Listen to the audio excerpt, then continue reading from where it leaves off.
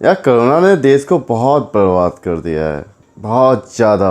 बहुत लोग परेशान हैं। इस बारे में बंगाल के लोग क्या कहते हैं, और उनमें से पंकज श्रीवास्तव जिन्होंने चुनाव में बहुत साथ दिया, पूरा का पूरा 100% साथ दिया, उनका क्या कहना है मोदी के बारे में, मोदी जी के बारे में, रामदेव के बारे में, गृह मंत्रालय के बारे में, ये सारी बातें आप सुने। और साथ में हॉस्पिटल में क्या क्या धांधली चल रही है, कितने डॉक्टर क्या काम कर रहे हैं, कितनी नर्सें क्या काम कर रही हैं, ये सारी चीज़ें। लेकिन मोस्टली बंगाल के लोग क्या कहना चाहते हैं, और जिसमें बीजेपी की हालत ख़राब हुई है, हम उसके बारे में सुनेंगे कि उन लोगों का क्या कहना है, वो लोग क्या कहना चाहते हैं इनके बारे में, इस पार्टी के बारे में, बीजेपी के बारे में। तो सुने क्या कहते हैं।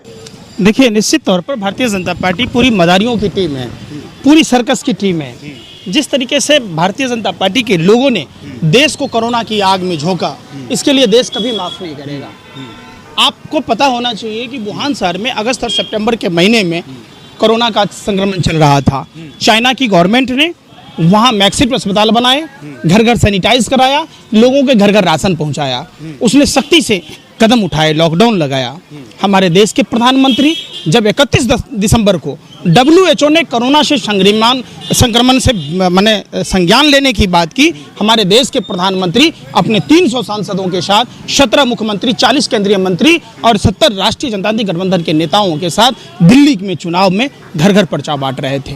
प्रधानमंत्री जी ट्रंप की गुलामी कर रहे थे। जिस गुजरात मॉडल की बात की जा रही थी, उस गुजरात मॉडल को ढकने के लिए चलो झूठ के पार चलो, विश्व का 8वां अजूबा उन्होंने दीवार बनाई 10 किलोमीटर लंबी, 7 फीट ऊंची।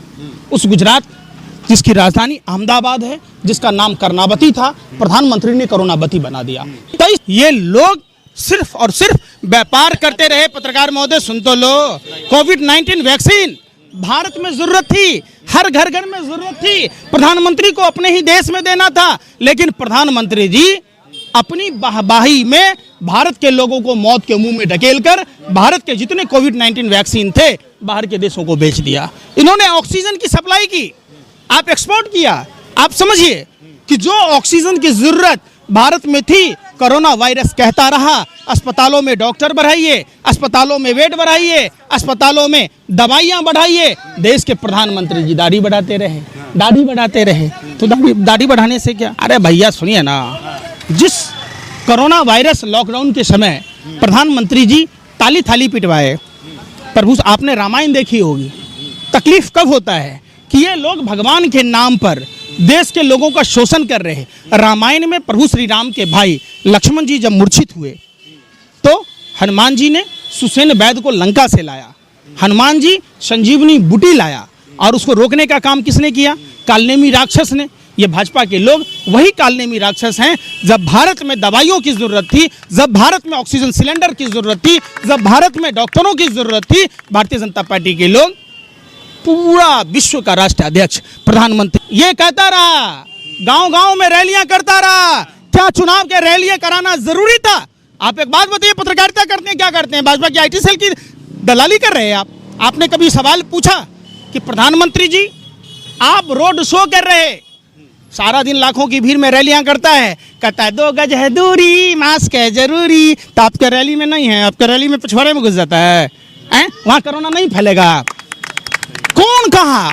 प्रधानमंत्री जैसे अहम पद पर बैठे हुए प्रधानमंत्री हैदराबाद के नगर निगम का चुनाव प्रचार करे, प्रधानमंत्री गृह मंत्री क्या दिल्ली के नगर निगम के उपचुनाव में प्रचार करे? क्या प्रधानमंत्री गृह मंत्री, देश का मंत्री जाकर बिहार में चुनाव रैलियां करे, 5 राज्यों में चुनाव रैलियां करे, उपचुनावों में रैलियां करे?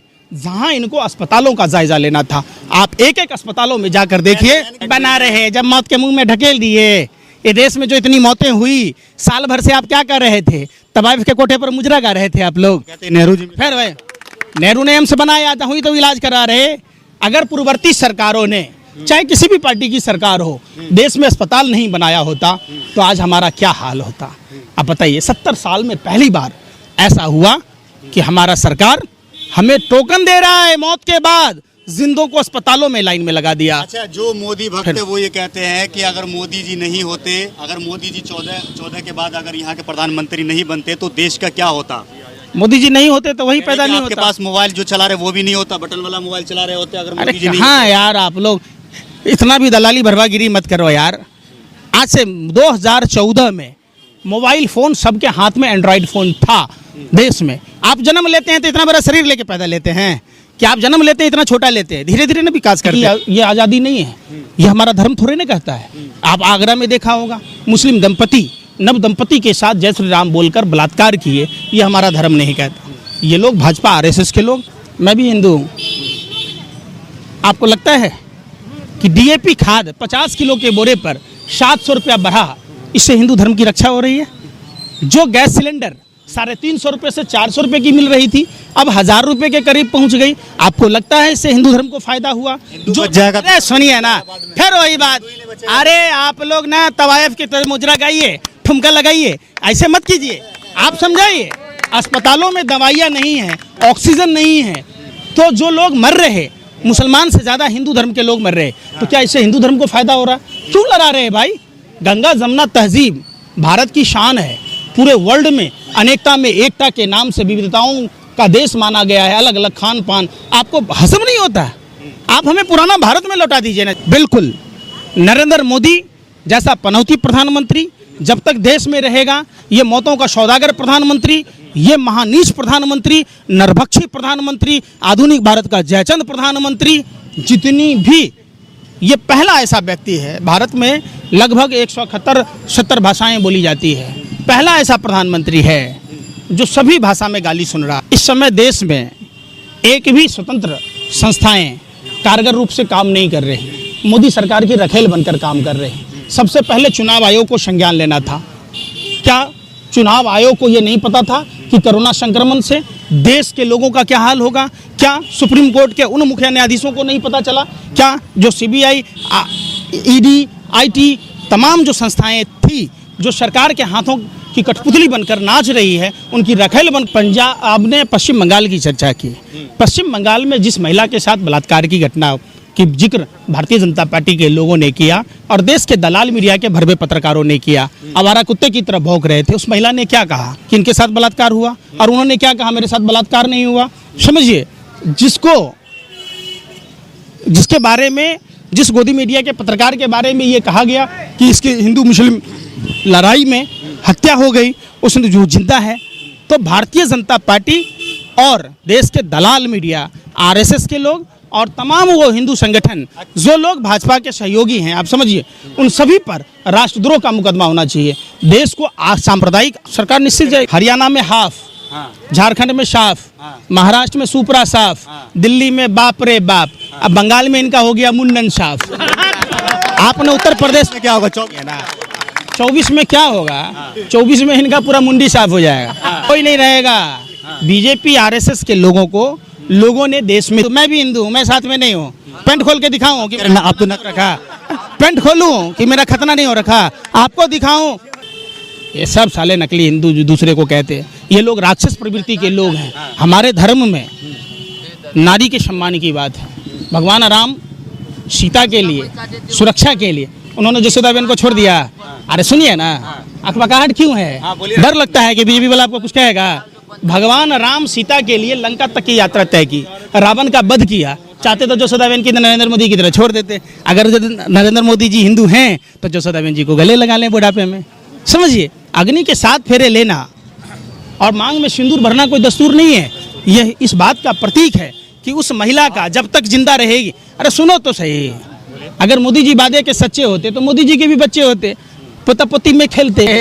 देश में आपके पापा आपकी मम्मी को छोड़ देते आप होते तो देश चलेगा? इससे सृष्टि कैसे चलेगा? मैं आपसे क्या पूछता हूँ, अगर आप चाहते हैं कि नरेंद्र मोदी जैसा बहनोई मिले, नरेंद्र मोदी जैसा दामाद मिले, आप चाहते हैं कि कोई महिला नहीं चाहेगी कि नरेंद्र मोदी जैसा पति मिले, आप इसको देश हित में कर दिए। जब देश में जनसंख्या ही नहीं रहेगा तो देश कहाँ से आएगा? सब आदमी शादी करके ऐसा ही छोड़ देगा नरेंद्र मोदी की तरह, सब रंडवा ही हो जाएगा। आप सुने पहले बात, सब नरेंद्र मोदी की तरह रंडवा हो जाएगा तो ये सृष्टि कैसे चलेगा?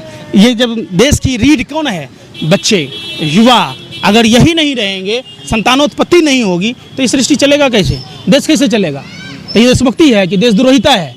आप समझिए, भगवान, आप किसी भी धर्म को मानते हैं, आप अपने जैसी कृति को पैदा कीजिए, और इससे जो संसार में जो काम होंगे यही देशभक्ति है और यही सच्ची धर्म है। कोरोनिल का फर्जीवाड़ा बताइए आप। बाबा अगर करने से अगर बीमारी ठीक हो तो बाबा रामदेव अपना 1.25 से 2 नहीं कर लेता। समझिए, ये देश के गद्दार लोग हैं, शहद में चीनी मिलाकर बेचते हैं। ये देश का लाल चंदन बाहर चाइना को एक्सपोर्ट करते हैं। पकड़ाया आपने नहीं देखा? बाबा रामदेव कहता था जींस से खुजली होती है, फटा हुआ जींस भिखारियों के लक्षण है। तो क्या झक मराने के लिए रोहनी में 3000 जींस के प्रोडक्ट लॉन्च किया। लिखता है लाखों बरस पुराना हिमालय की गोद से निकाला गया नमक। अगर नहीं बाबा रामदेव खोद के लाता तो नमक वहीं सड़ जाता।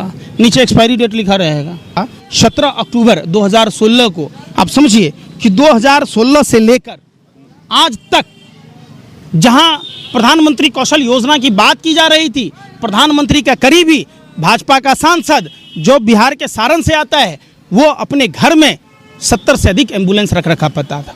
आप बताइए क्या? अरे वो बालू ढोने के लिए ड्राइवर है, आदमी तो लोगों के लिए ड्राइवर नहीं है। क्या बेशर्मी करते हो यार? पत्रकार हो कि क्या हो आप लोग? फिर गाली दो तो फिर क्या आदमी? आप लोग भी कम से कम उन आवारा कुत्तों से सीखा करो ना कि जो रोटी खाता है। फिर हम क्या कह रहे, 17 अक्टूबर 2016 से जो प्रधानमंत्री कौशल योजना के अंतर्गत नितिन गडकरी और सुशील मोदी ने जो वहाँ इंस्टीट्यूट स्थापित किए थे, क्या अब तक 50 ड्राइवर नहीं बनाया? मतलब सारा फर्जीवाड़ा। ठीक फर्जीवाड़ा उसी तरीके से है जो ये कलकत्ता की धरती पर प्रधानमंत्री 24 लाख बेघर लोगों को घर देने की बात कहते हैं। जो निषाद समुदाय प्रधानमंत्री को लंका तक की यात्रा तय कराई, जिन्होंने नदी पार कराया, उसी समाज की विधवा बहू लक्ष्मी देवी के साथ खुद प्रदेश का प्रधानमंत्री नरेंद्र मोदी ने फ्रॉड की, चीटिंग की और इनका सांसद एम्बुलेंस घर में रखता है, बालू ढोता है। तो आप कहते हैं 2016 से आज तक इतने ड्राइवर नहीं पैदा कर पाए, आप ड्राइवर को ट्रेनिंग नहीं दे पाए। मतलब प्रधानमंत्री कौशल योजना के नाम पर पूरे देश में जो फर्जीवाड़ा है, ये भाजपा सरकार, ये मौत नहीं है, हत्या है, जो एक साजिश, षड्यंत्र और प्रयोग के तहत मोदी सरकार ने पूरे भारत को कोरोना के मुंह में झोंक दिया। इसके लिए जवाबदेह भारतीय जनता पार्टी के लोग हैं और इन लोगों पर सख्त से सख्त कार्रवाई होनी चाहिए।